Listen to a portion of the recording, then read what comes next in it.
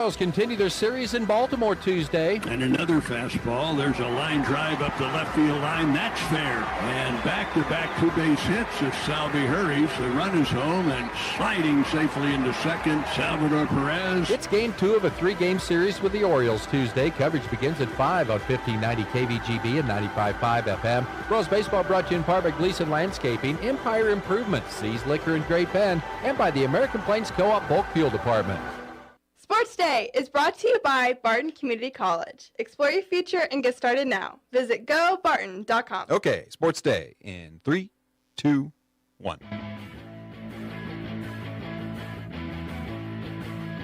It's really easy to be really good when you're riding a 13-game winning streak.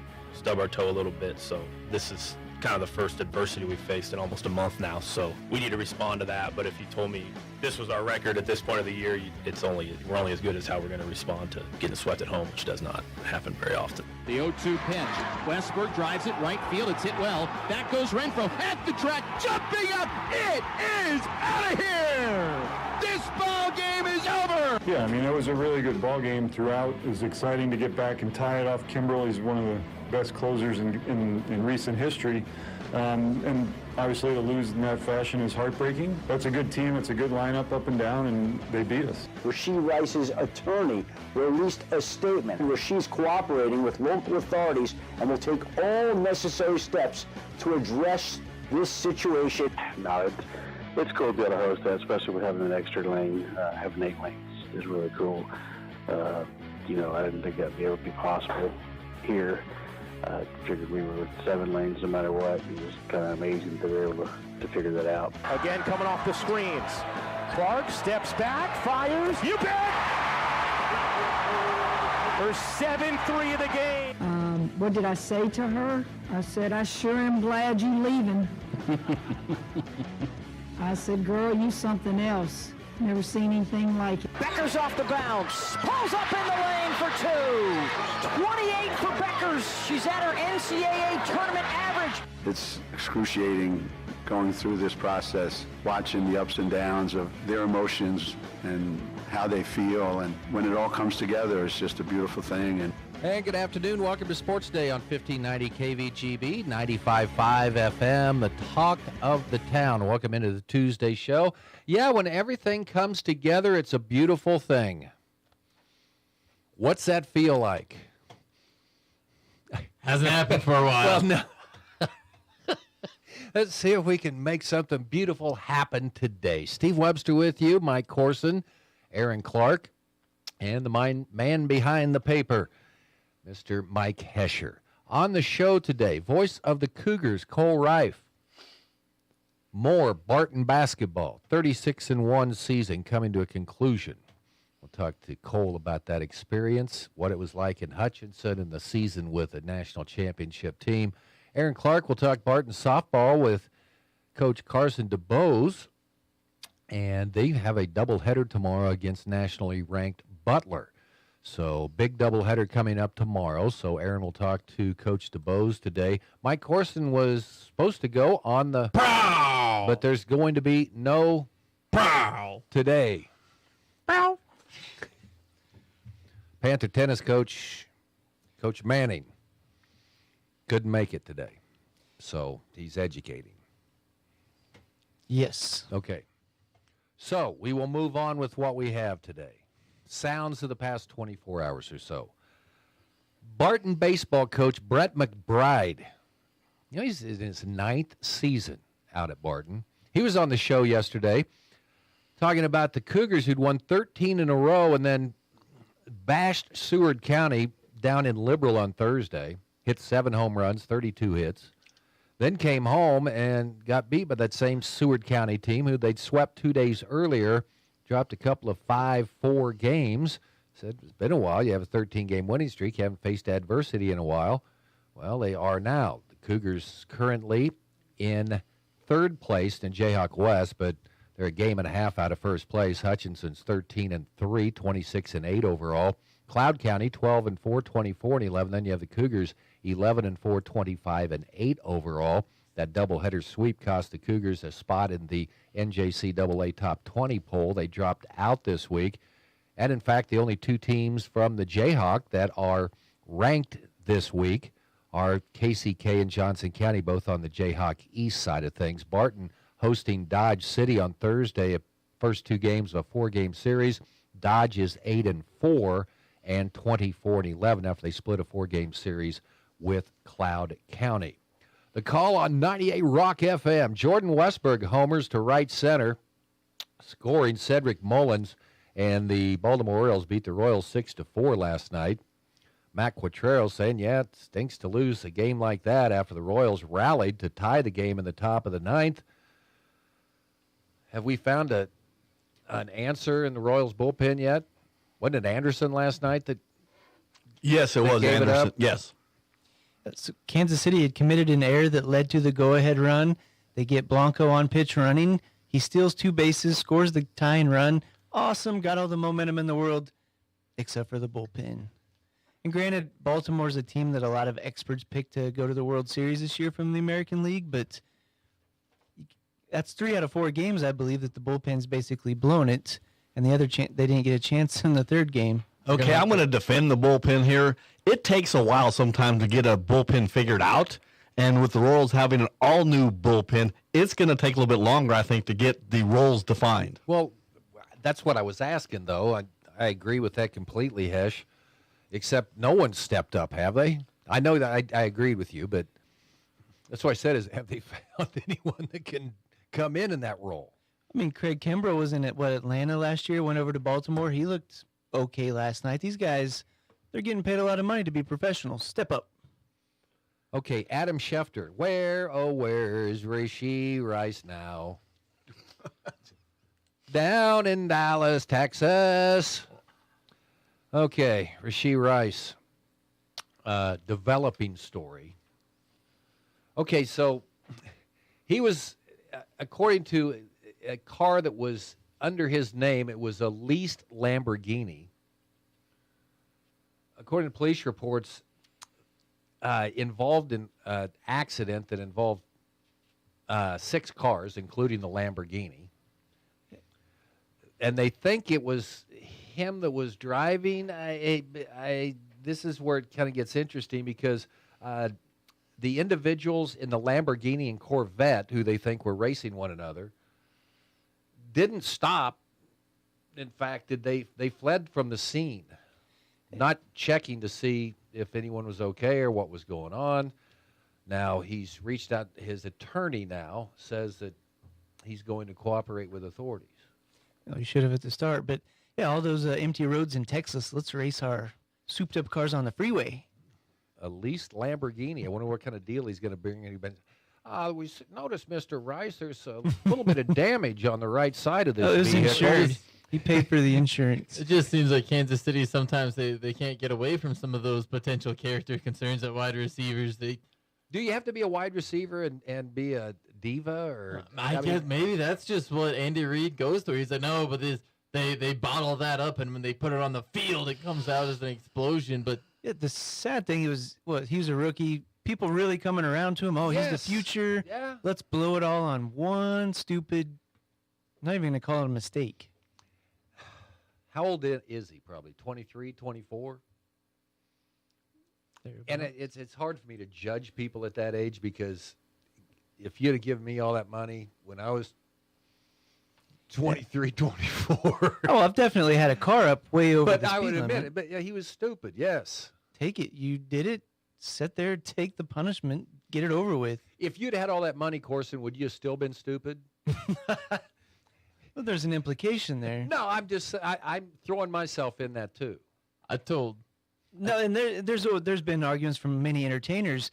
It's easy for me to judge people. I don't have people throwing things at me all the time. When you get all that temptation thrown at you, and you're young, and you probably didn't have that growing up. But so the part of it, you could buy the Lamborghini, I don't care, but don't go fast down the freeway and then leave the scene after you hurt people, potentially. I told Hesh, it's just anytime you get an SMU player attached to a car, you're gonna have bad news. It's just they don't have any ownership in it, man. It's not there. It's just a former SMU, but it's just, just bringing up bad memories. So, Rishi Rice is really good, but doesn't he know that Tarzan's coming to town? Maybe that's what we see. Reese Zammit gonna step up and be the new wide receiving threat.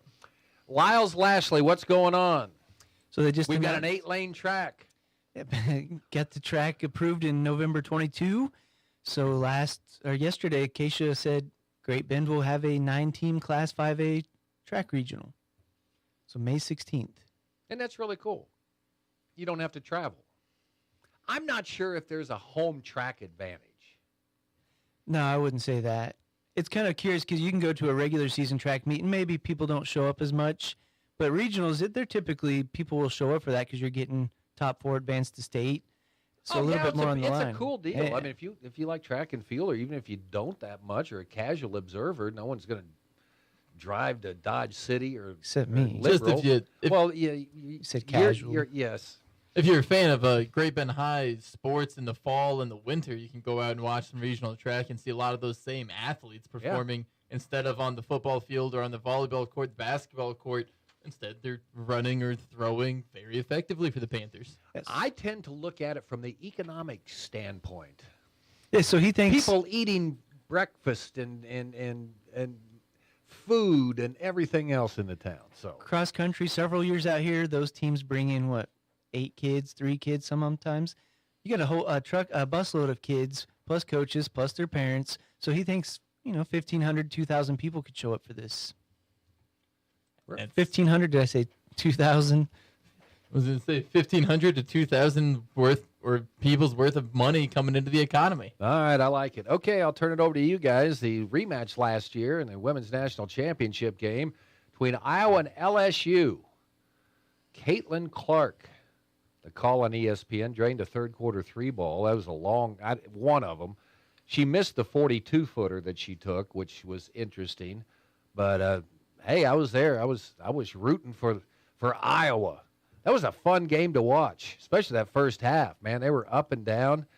The thing I like about the women's game is instead of there's great passing, but I love a bounce pass. And there was a couple of them last night driving to the basket, and Caitlin Clark gets all the credit. She's got teammates, one that are pretty good too, but they all catch the ball well, and they can go up for a layup. Sometimes. So she had 11 assists last night. She should have had 15.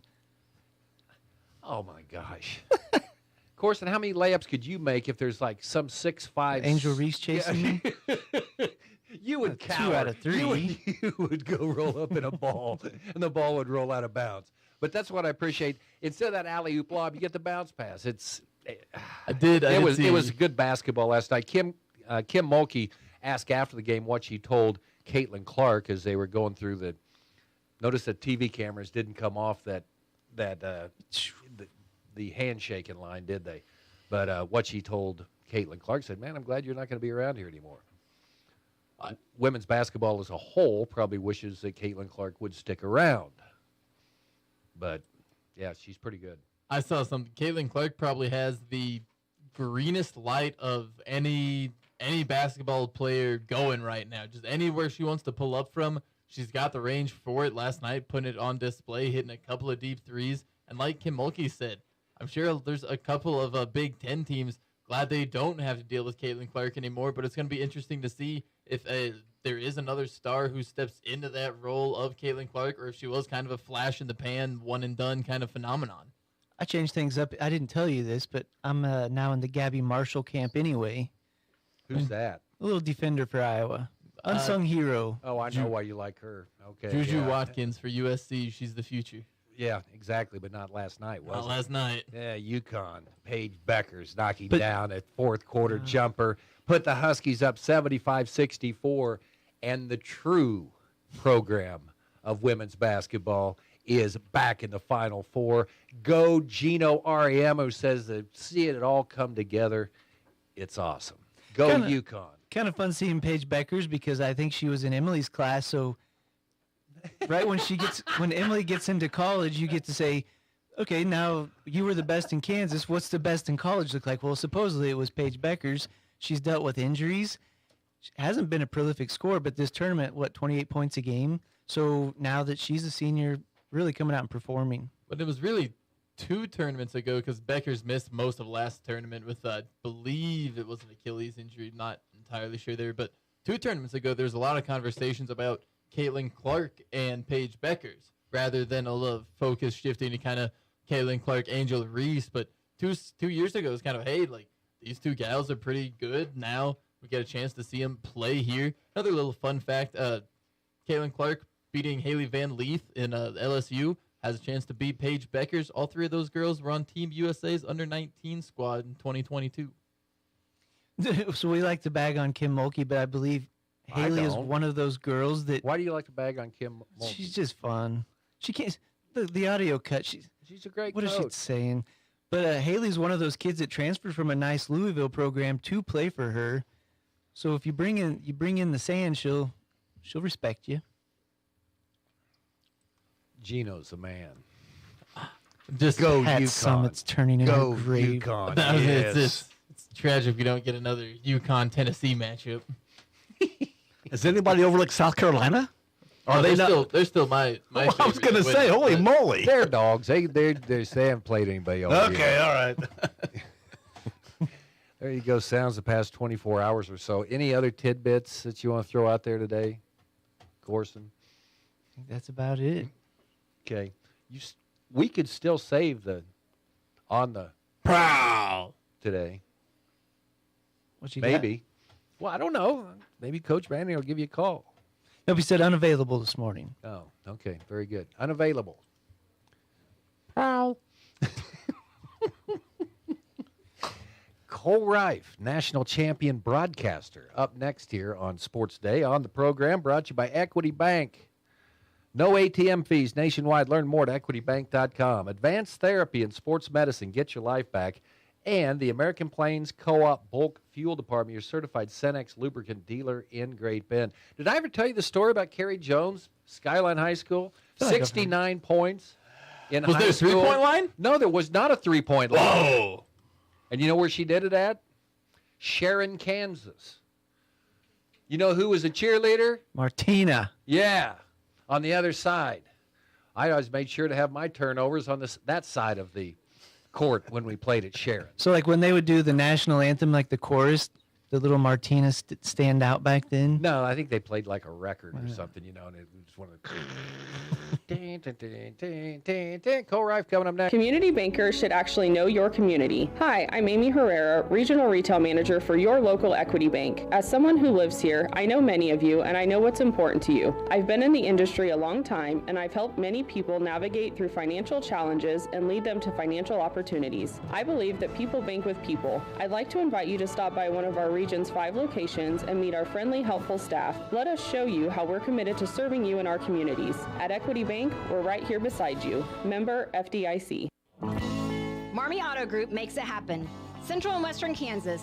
Check out our selection of new and pre-owned inventory. Marmy's friendly staff offers top quality service that you've gotten to know over the years. When your existing vehicle needs parts or service, our experienced team will get you back in the game this season. Marmy Chevrolet, GMC, Ford and Chrysler, Dodge, Jeep Ram, parts, service, and body shop. Visit Marmy Auto Group on 10th Street or marmys.net. Marmys, make it happen. Introducing Ag Mechanics at Barton Community College in partnership with Case New Holland Top Tech. Hands-on training in areas like electrical, hydraulics, and diesel engines, with technicians gaining the knowledge and skills needed to start a career with CNH Level 1 training. Join this high-demand field at a CNH dealership in only 9 months. Now enrolling for the fall semester. Learn more at toptech.bartoncccc.edu. Community bankers should actually know your community. Hi, I'm Zach Strite, commercial lender for Equity Bank. As someone who lives here, I know many of you, and I know what's important to you. I've been in the industry a long time, and I've helped many navigate through financial challenges and lead them to financial opportunities. I believe that people bank with people. I'd like to invite you to stop by one of our region's 5 locations and meet our friendly, helpful staff. Let us show you our commitment to serving you and our communities. At Equity Bank, we're right here beside you. Member FDIC. He's the voice of Hoisington High School football, the Barton County Cougars, and the king of the tweeter machine. It's Cole Reif on Sports Day on 1590 KVGB and 95.5 FM. Welcome back. Sports Day here on 1590 KVGB, 95.5 FM. Cole, I gave you way too much credit, man. I was sitting there thinking that you were the all-time winningest opponent broadcaster, and you still may be, but I forget, Hesh got a couple of those wins this year. Yeah, down there earlier this year, because I said, oh, God, let's see, my hand. Okay, I remember that game. I walked out of the sports arena winner, that one, and maybe, yeah, you've got your 10 straight sports arena. You believe that? But they're not all your pelts, though. I mean, all but two. All the ones at the sports arena, except for the November ones, are. Okay. Yeah, yeah. Aaron helped out, and then I think Wagner did a game, didn't he? Yeah, he did one. So everyone got at the sports arena. Yeah, as Mosé says, everybody eats. Everybody eats. So this is a broadcasting everybody eats edition. You know what my wife told me Saturday? Said, I'm so happy for Cole, and she gets it. Having that shit, you get. I mean, you announce. There's good games. There's rotten games. There's games that there are blowouts on a Tuesday or Wednesday night somewhere, and then you get get to a championship game, which you've been able to do. It's. I know I sent you a text. Congratulations, you were out on the floor, but it is the announcer. But that had to be fun, man. I never like to, obviously we love what we do. It's kind of our niche. It's a small world as far as when you think about all the broadcasters out there, but it is a small world. But the nerdy part of it, I've always told you, I have nothing to do with the outcomes, but I've always wanted to call a state championship game for Hoisington football. Able to do that, and I still have that weird goal. I want to see a winner, in that state championship game. So I'm still holding out for that for sure for the Cardinals. But on the Barton level, it's just a different experience because, there's going to be a lot of coaches that'll disagree with me here. But I've always felt like a number of years, not only for Barton, but for a number of teams, I don't want to say it's the ultimate goal, but one of the primary goals is just to win Region 6. Oh. And then what you do at the national tournament is kind of gravy. Yeah, exactly. Now, there's always 2 or 3 teams every year that have a true chance to make a run and go deep into the national tournament. So, like I said, I don't want to say it's the ultimate goal by any means, but I've always equated it to, winning the Region 6 championship is kind of like winning the state championship. Like, hey, we're the best in the state, and that is a huge, huge goal. And then to take it another level and say, hey, we're the best in the entire country. Like you said, what, that feeling and just, following a team from start to finish, there's nothing better. Because, broadcasting in general for me, a lot of it is about the adrenaline you get from, calling an individual game, but then also starting out, conference games, on a Wednesday night and seeing the team play in Goodland and seeing them play in Independence and following that story and being able to kind of relate to that story and to tell that is a lot of fun. And then to cap it off at the national level, that's just on a different stage.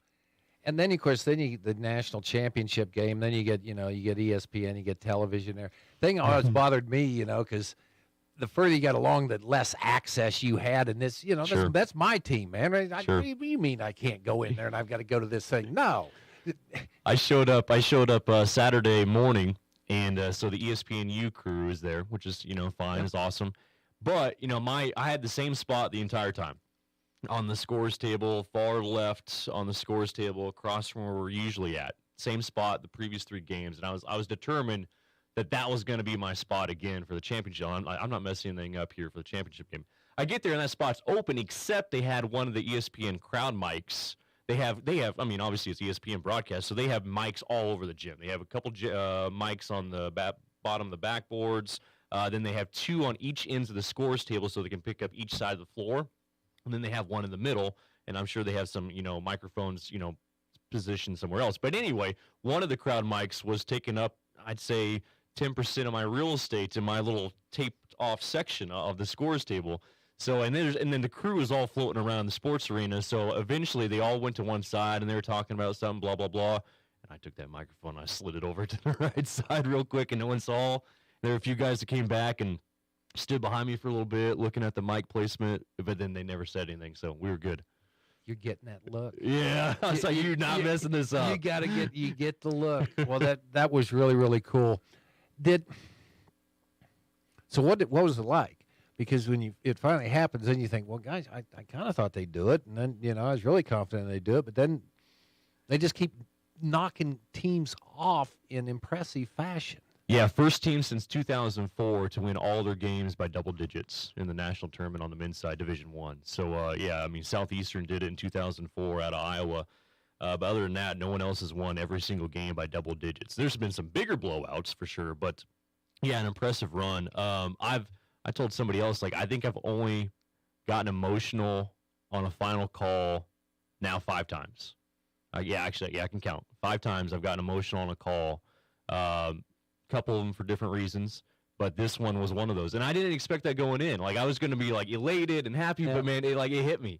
And just, like, seeing the success, and you want it so much for those players because you know their stories, especially the guys that came back for 2 years, like Mose and seeing Cooper, and obviously what, Miles Thompson has gone through, and all those guys, and what Coach Combs, and the amount of time, and Austin Downing and Tyson Downing that they had to invest, and I think Coach Combs, he's just a basketball junkie. I mean, he puts in a lot of time, and so to see him rewarded with that, you get all those feelings as well, and so yeah, it kind of caught up to me in that last 50 seconds, or so when that clock was running down, and then Triton had finally called off the dogs, and it kind of caught up to me at that final call. Really happy for Coach Combs. You work with everybody. I came here, and Fletch was the head coach. Mm-hmm. Love the guy to death. But Jeremy didn't come in. It wasn't like with open arms. Sure. Because everybody kind of thought, well, it was going to be Spoon's job. Yeah, I mean, I get that. And I was one of those guys too that was Spoon for 4 years, and you thought, okay, let's is he going to get a chance? Yeah, and I don't want to take anything away from that situation, but I was in that same boat as well, those feelings. But we didn't know Coach Combs, and we knew Spoon for 4 years, so you wanted to see him a chance. But then once Coach Combs showed up, it was just the ultimate professional from the get-go. Exactly. And you talk about a guy like down to business, and we talked about all season long how Barton has played with the edge and has been so locked in, which is so impressive. I think Coach Combs has been so locked in for 3 years now. And that first year was a whirlwind, with his family split up still in Chanute, and half of them here in Great Bend. But I think he has been locked in to kind of, and he. I don't know if he needed to prove to anybody by any means, but man, this was a big step, and yeah, I mean, ultimate professional from the 3 years that I've dealt with him here has always come up. From the broadcaster standpoint, he comes and finds me before games for the pregame interviews, which is really nice. I don't have to track him down, see if he's in his office or anything like that. He comes up to the press box, find me for interviews. Always comes up in a timely fashion too. Post game for interviews. So yeah, nothing but compliments, and love to see it. And the national tournament coach of the year, and he was the Region 6 tournament coach of the year. So man, yeah, everything that he got this year, he deserved. Do they have just like a national coach of the year overall, or is it based on each tournament? I think that's the ultimate one to get it one at the national tournament. I think that's the signature one. Yeah. They'll come out with All-Americans here later on, but for a coach, I don't know, at this level, it's a life changer, but hey, there's a lot of other guys that don't have them, and it makes you appreciate, because you watch those games and in junior college, I mean, you get a lot of younger coaches. Mm-hmm. You see crazy coaches. Yeah. But his calmness is just, I think his team played the way he coached. I think I'm trying to, Barton didn't play Neosho a ton when he was coaching at Neosho, maybe once a year. Sometimes they didn't play at all in the early stages when I came here. But, I think he's changed a little bit. I think he's changed, and I think he realizes the situation he's in as well. Like, hey, this is Barton. This is big-time basketball, and, there's expectations to be had. So I think he's, kind of taken on that role as well. And yeah, entire season, there's a few calls here and there, he would get fired up about, but by and large, I mean, that was a cool customer on the sideline. Okay. So there were a lot of kids that were getting looked at on this team. Anything change after they go out and win a national championship? Yeah, I mean, even throughout we were talking last week, I mean, throughout the beginning of the tournament, even after that first win against Walter State, I mean, you just saw them drop with offerings, like just a bunch of offerings dropping in on these guys. So, yeah, I mean, Leger Jones is going to have his pick of the litter. He's still, I mean, I saw interest-wise, I don't know if there's offers or anything like this, but Wichita State, Virginia Tech has shown interest at least. I don't think those two have offered yet. Mosaic probably has over 10 offers for sure at the next level. We talked about Cooper with Chaminade. I know that's the biggest one. Adams State has offered as well. Ringman Leith, he's starting to get a handful of picks. So, yeah, it's going to be fun to see where they go and, whatever the best situation is for them, whether or not they, hey, I want to go somewhere and play right away, or I just want to go somewhere and be a part of a winning atmosphere, whatever they determine. Miles Thompson will be another one of those guys. I saw Nick Nielsen, who is really heavily involved in junior college basketball, and he said, if this was 1987, Miles Thompson could go play anywhere in the country. Yeah, at any level. Just because, I mean, his style, it's just changed so much where, a big brute at 6'7" that just bangs in there and, gets, hook shots to fall down. It's not sexy. It gets overlooked a lot. But, in the older days, I mean, people were loving a guy like Miles Thompson, and his ability, what he can do underneath. So, but I mean, how can you not recruit that guy, just knowing his background and what he brings to the table, even on the floor?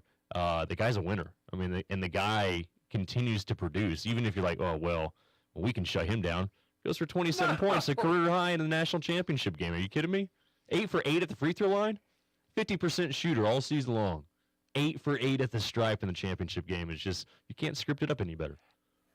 Shouldn't Mark Johnson just be down here? I mean, he would be great. I agree. At Fort Hays State. I mean, I could see Miles going that level and going Division II and dominating.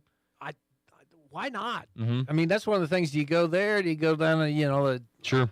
Now, and I know I spoke to his dad before the championship game, maybe after the semifinals or the quarters, where he said part of him is thinking it would be kind of cool just to be part of a Division I team and go experience the true March Madness, if you will. Sure. So there's probably that thought with Miles, but yeah, I mean if he goes that Division II route, I mean you're talking about a guy that might put up some really impressive numbers. Okay. By the way, the team is here. You're expected to be here Friday. Friday? Okay. Okay. I already told Coach you were coming in, okay? All right. So we'll have the studio full, and you'll get to talk to all your boys on Friday. So it's almost a sad parting, like now you're like, man, can those guys come back another year? Like, well, is it COVID somewhere? Are we still dealing with that somewhere? No, it's at the 4-year level. You're still dealing with that. I know, like Jaheim Holden. Remember him for Barton? He finished up at Fort Hays this year, and I feel like Jaheim's been gone from Great Bend for like 5 years. So at the 4-year level, they still saw the COVID year this year, but junior college, it's gone. Barton's got their juju back, don't they? I mean, as far as the basketball and the attendance and it was fun to watch. Being that guy, oh yeah, but back in the old days, I mean that's we all do it. I don't know if you ever get back to that, just because things have changed so much with television and what people are doing and things like that. But you win a national championship, you can ride that for a while. One thing I take a lot of pride in is the attendance and the fan base at Barton, and nobody did it better this year. And I don't care what anybody says. Even the sports arena, and it's sports arena is the best facility in the Jayhawk as far as being the mecca of college basketball. But their attendance wasn't anywhere close. Yeah. To Barton games, especially during this run. Now you have to win. You have to win, to get those crowds up there. But what we saw in the last couple of months, I've never seen anything like it. And I've seen a lot of opposing coaches and even broadcasters, when they come to do a Barton game during this last couple of months during the stretch, and they've seen these crowds, just like, whoa, this is different. And man, that's just a special thing and a shout out to Barton fans, especially when you go to other places in the conference now. Nothing better than at the Kirkman. Okay, so won a national championship, might as well start it. So we got some holes to fill for next year. Yeah. I mean, if they get Britt Moss and, Drake Kendall, I mean, that'd be a good starting spot. Elaine Bowl has a chance to be pretty good if he puts in the time during this offseason. And, obviously the size is there. So yeah, I mean, if they bring back Kendall and Moss, but those two guys probably going to get some offers as well. I mean, Moss and Kendall played exceptional coming off the bench in the national tournament. So we'll see. Hopefully they come back, and that's a good starting spot. They got a kid from Andover. I know that's the Rucker kid, a stud. Should be tough, physical guy. I mean, maybe a little bit smaller than Miles, but kind of maybe a similar game. So, yeah, they got if you can't recruit now, you just won a national championship. Hopefully they're lining up at the door. It was really the Where's Waldo photo of the world. Was the sweet pick, huh? Yeah. Shout out to Brandon Smith on that picture. That was awesome. Going through and looking at the people that were sitting up there and this, picking out the different Cougar boosters. That was cool. I'm glad they did. That was kind of like when the Panthers won Sub-State. They had all the student section up there. But this was all the supporters, and it was just going through picking out. Oh, I wonder where he's at. There it was. Yeah. Great job. It was fun. It's fun to watch. It's fun to see the fans continue to pour in. In the Easter weekend, you're kind of wondering, but I don't think it hurt attendance by any means. I would peg the sports arena maybe 70% full, for that championship game on Saturday, which is pretty good. Okay, have fun. Yeah, it was good. I mean, you follow the team, from start to finish, and like I said, the adrenaline's always cool, but. To be on that national stage and see what it does for those players and just what it's done for the program and the following. And that's my ultimate thing for me. Like when I broadcast, all I want is to call big games. Yeah. You want to feel like you're broadcasting for a team in a program that people care about. And that's the biggest thing for me. So when you get to call those bigger games, you feel it more. You can feel it more and I'm not picking a number as far as amount of listeners or whatever, but it just always feels much more important for each word that you say. So that's what it's all about for me from the broadcast standpoint. I never did get that when it was the Cougars against the Bethany JV on November 6th. I just... Or doing what Fletcher Lewis would call the sunshine games. I remember we did a game in Salina, or KSU Salina. We had a game out there, and they had it's in their workout facility. There's people over there working out and then lifting weights over there. And the seating is one row, but... Yeah, I didn't get that feeling either during those November games. Okay. All right, Friday, you can say goodbye to your boys right here in the studio. They're gonna bring us an autographed shirt. We're gonna have to get a hook up there and put it up there with the other championship jerseys. Nice. Or suits. Good or addition. Shirts. A good addition. All right, Cole, thanks a lot. Cole Wright did a great job covering the national tournament, the Cougars all season long, and he's a national championship broadcaster. All right. We're gonna take a break. Carson DeBose, Barton Softball coming up next. Need to make a change? Get the latest devices at Nextech Wireless. Right now, you can get up to $1,000 off a new phone like the Samsung Galaxy S24 or the iPhone 15. Well, what are you waiting for? Make the switch now. Nextech Wireless. Home on the range. When it comes to car maintenance, it's good to know a local guy that can get things done. The Eller family has been in the auto repair business in Great Bend forever. Greg Eller continues that long tradition of helping people. Eller Automotive Repair specializes in wheel alignments, oil changes, and general maintenance for all makes and models of cars and small trucks. Open 8 to 5 Monday through Thursday, 8 to 4 Fridays. Eller Automotive Repair at 915 Morton, right behind Great Bend Appliance, Furniture, and Sleep Source, 10th and Morton. Smart stays on the road. That's why it's in your engine.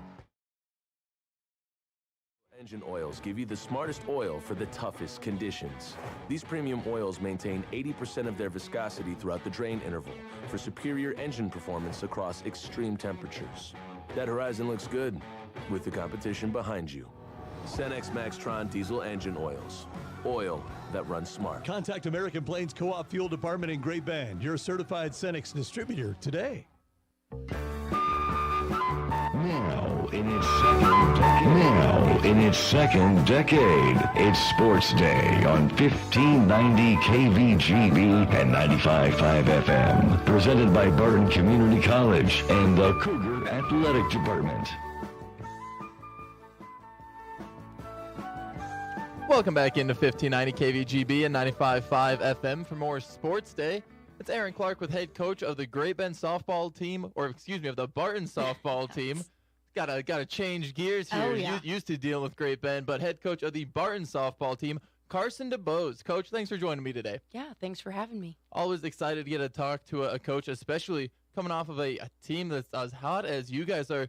10-13 in your last 13 games. Been rolling so far, and coming off of a nice outing against Dodge City. The Conquistadors there, they got the opening 2 runs, but then your squad able to blank them 30-0 the rest of that game and game 2. Tell me, how are you feeling coming off of that dominant offensive explosion?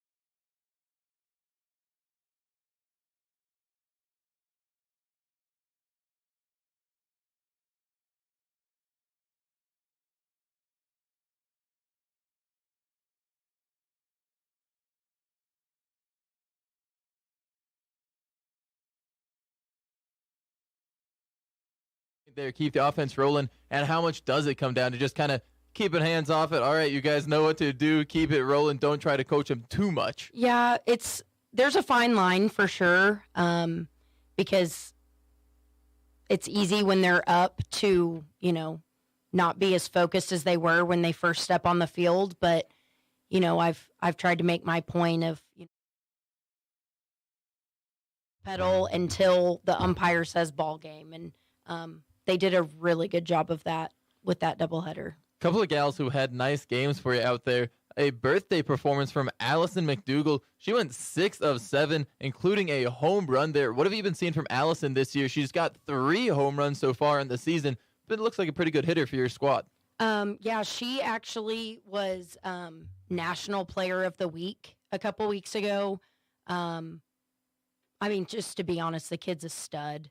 You could not ask for a better human being either, which I feel like is, even better. In the classroom, on the field, off the field, an amazing human being, one of the hardest workers we have, and we're very lucky to have her. It's one of the things I've talked about with a couple of different coaches, not even just from Great Bend, but different communities. Makes it a lot easier to root for a kid when they are a good person. It's great to hear that about her. Where did you find her? Where did you get her to come here to Barton?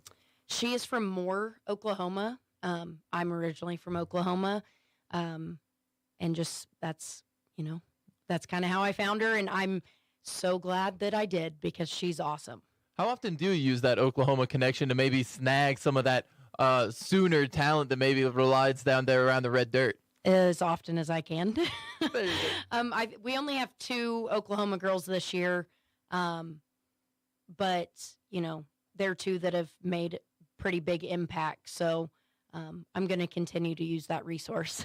Another player who had a pretty nice outing for you, Josie Oakley, scoring her first collegiate home run there against Dodge City. Kind of nice to see a player get to that first home run there, get acclimated to maybe that college game speed.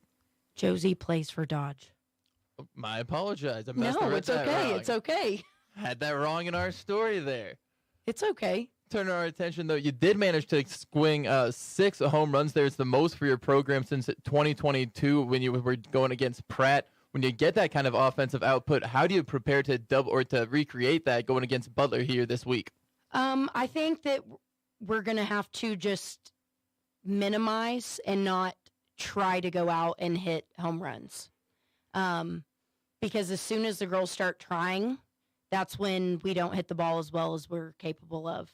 And so, obviously, we're going to hit today at practice, break some things down, and just try to get them to relax and have fun with it. When you're trying to get in rhythm this early in a season, when the weather feels particularly volatile, you don't know if you're going to have a nice day out on a game or whether it's going to be cold, windy, and just awful weather conditions. How do you kind of prepare for that day to day? Well, unfortunately, I am a sissy when it comes to the cold, but we have to play in it, right? So part of that preparing them is forcing myself and them to be out whenever it's not nice out. We have an incredible indoor that we can use, but if we do that constantly, it doesn't prepare them. And so, we went outside yesterday. We're going outside today. It's supposed to warm up, but, sometimes we just have to suck it up and go out there and get the job done. How often do you play on a different playing field? Like, are you mostly on turf, mostly on dirt and grass? What's the usual playing field you're on? There's several schools in the conference with turf, but we do, like, when we're on the road, it's a lot of dirt. But thankfully, we have a resource here in town. We'll go and practice on a dirt field when we need to. Just, it's the same ball, the same dirt that they've been playing on their whole lives, but it's nice it's in their heads of, oh no, it's dirt or whatever. So we'll go in there, I'll hit them ground balls, and then we go back to Barton to hit. Is there really anything you have to focus on when you're playing on a dirt field as opposed to a turf field, or is there any like defensive or offensive strategies that maybe you want to employ more depending on the surface you're on? Yeah, I really talk a lot with the girls about playing with their feet. I feel like it's not something that's taught as often. Kids get on their heels, and, you can get away with that with the hops on turf sometimes. On dirt, you can't. That's when the ball pops up and pops you in the face. So we have to work on attacking the ball, having really good footwork through the ball.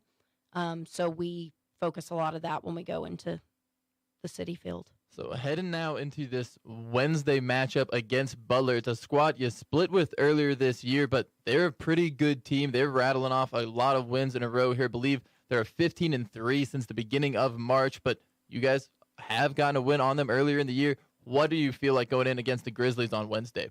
I definitely feel like they're going to be more prepared, going in this third game against us. But if we just stay true to what we do and hit the ball, we're going to be fine, because they're a really good hitting team as well. And so, obviously, we've got to have our defense, but we've got to put up big numbers. If we have a chance to score 10 again, then we're going to score 10 again. It's kind of an interesting doubleheader you had earlier this year, because Butler, they take the first game 10-4, then you guys turn around, win the second one 10-2. Kind of a split header there. How do you kind of how do you use those two games as takeaways for your squad with such kind of different results in each game? I think a lot of it is just, staying calm and staying focused on the goal.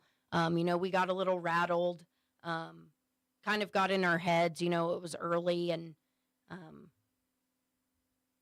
but a split against Butler, as much as I hate to say that, I hate losing. So I hate splitting, but they're a dang good ball team, coached very well. And so, again, I think we just need to go in, hit the ball like we know how, don't make it personal, and just play Barton softball. I feel like one of the most underrated part of some of these softball teams can be is their dugout presence. Who's in there leading those kind of raucous cheers for who gets the gals going when you need them to go when they're in the games? Honestly, it depends on the day. Sometimes, others are more rowdy than others. We have lots of different personalities in our locker room and in our dugout, and it makes it for, an interesting day every day. You never know what you're going to get with this group. But, some of them step up on different days to kind of get it going, and fun energy. I don't know. It's a fun energy. How many of these players have been in your program, kind of been able to lean on to be a pillar and kind of set the example for some of the other gals? Our sophomore group is incredible. Leslie Ramos, she's, been a big pillar of what we're doing, what we're building.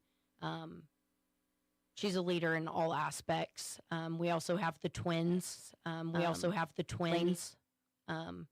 Lainey and Lacey Dryden. They've gotten a little bit more vocal this year, which I love, but they lead by example. And so it's really fun to watch. And, they understand what it takes. They started, all three of them, as freshmen. And so coming into their sophomore year, they understand what it takes to be successful in this conference, and they make sure and keep everybody, plugged in. Talking about the conference play, you start kind of heading into the teeth of that conference schedule as you get deeper into the season now. Knowing the Jayhawk is so tough, how important are being able to pick up these games at home against tough conference opponents? Oh, huge. Absolutely huge. I can't remember the exact date or whenever it was, but Barton hadn't won a game at Butler since like 2018. So the fact that we were able to do that was really big. We beat them at home last year. So I hope that we can keep this trend going and continue to, chop away and take some more games from them. And while the conference portion of your schedule is pretty tough, I feel like you don't make it any easier in the early portion. You don't kind of schedule softballs for your team. You play some pretty quality opponents. Do you feel like that ends up benefiting your team down the stretch because they've played such quality opponents early in the season? Yes. And that is, it's hard to go and start your year, splitting and getting beat and things, but it doesn't really matter who you are in February. It matters who you are in April and May. And so I want us to go get pushed around and beat up a little bit in the beginning, play top tier quality teams. We opened with, at the time they were, I think, number 3 in the country, Odessa. And that's what I'm going to continue to do in our scheduling because it just prepares us for conference. And, those losses, they suck, but it's who you are in April and May, not in February. Speaking of who you are in April, how are you feeling? Final thoughts heading against the Butler Grizzlies tomorrow, hoping to pick up 2 wins there at Cougar Field. I'm excited. I'm ready. I think the girls are excited and ready. They're coming off of a few off days. I'm hoping they feel refreshed and hit the ball like we know we can. All right, that is the head coach of the Barton softball team, Carson DeBose. Coach, your squad back in action tomorrow at Cougar Field.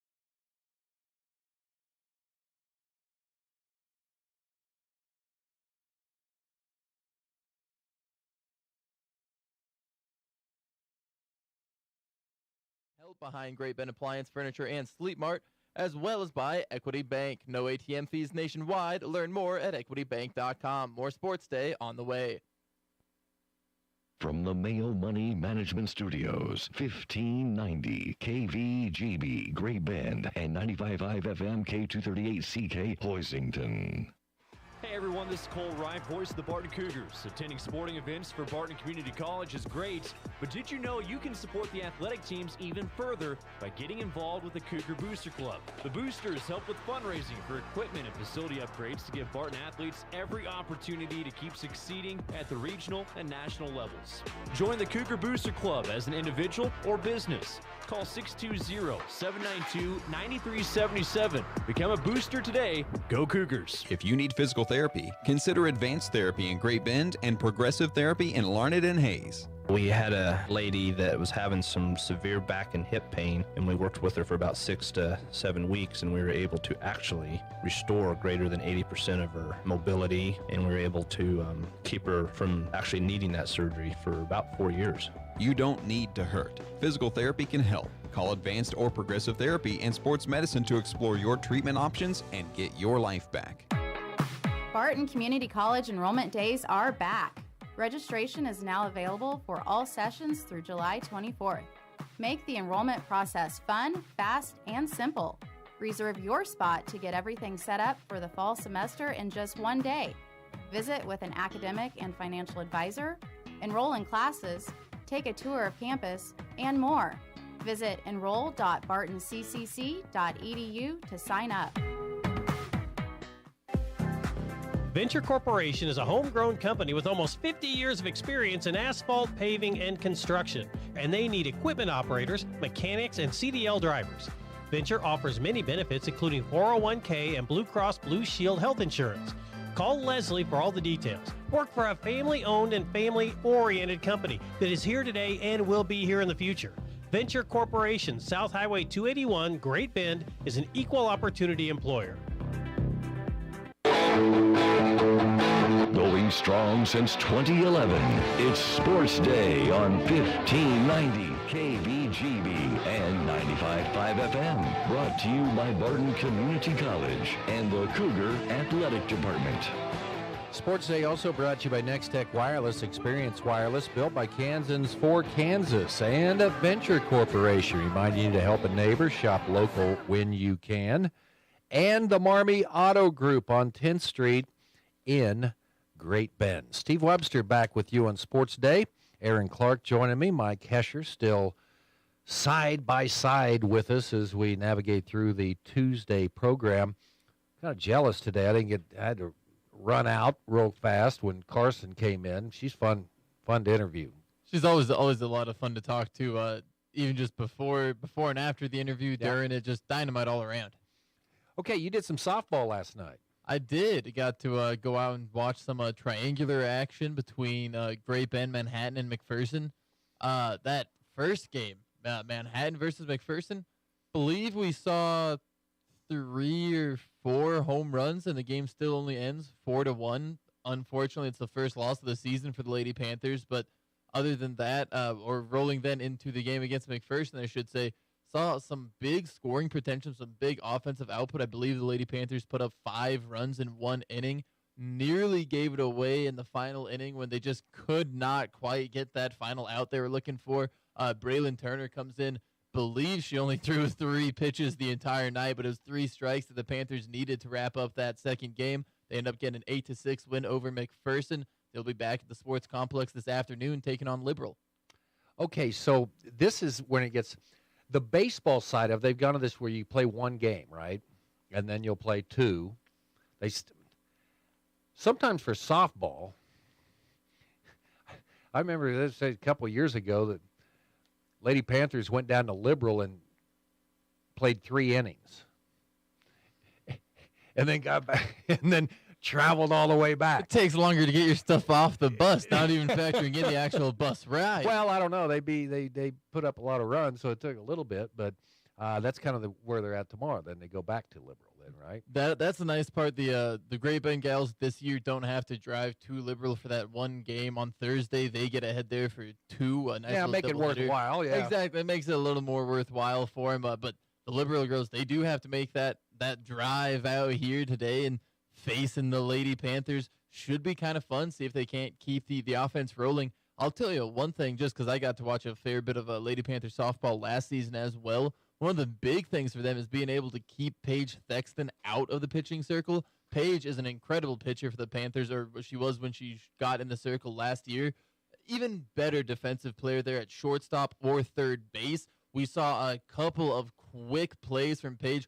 One of the ones that actually she didn't get the throw there in time, but she makes kind of a diving, sliding catch in the left infield, pops up onto both knees, and just rips one to first.